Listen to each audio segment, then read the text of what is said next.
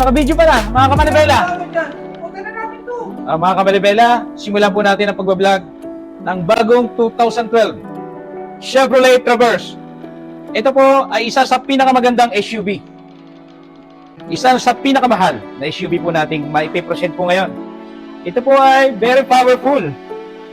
3.6 engine po pala. BBT ang technology niya. At ito po, ayan. Usisahin po natin ang isa-isa.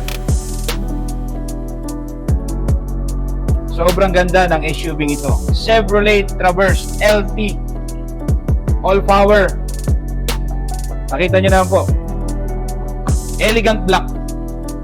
Sobrang kinis po ng body niya.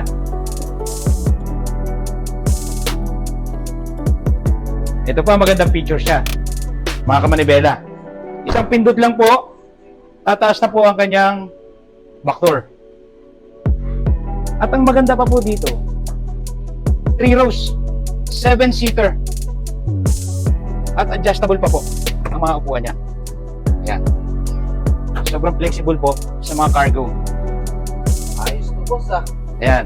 Meron pa po ibang lalagyan ng gamit. Meron pa po itong net. Accessories na lang po. Then pag pinindot po uli natin, bababa po yan. O, di ba?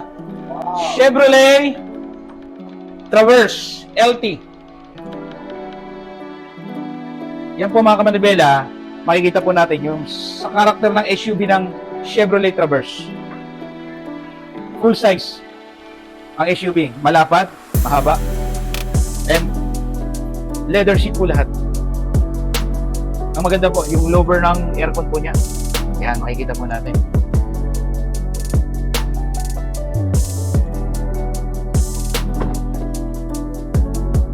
Imagine, from brand new, ang presyo po ng Chevrolet Traverse is, I think, nasa 2.4.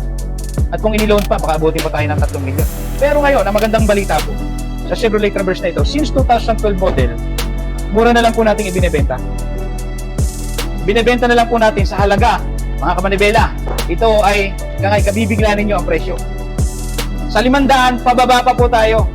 Pwede pa tayong mag-negotiate. Kung may mag-offer na mas magandang offer, tawag lang po kayo. This is Gilbert Garcia, Auto Market PH. So, ano po pang ginagawa, mga kamanibela? Tawag na. Sa halagang 500 pababa, pwede pa po tayong mag-offer ng mas mababa. Basta kausapin nyo lang po ako at mag-negotiate tayo.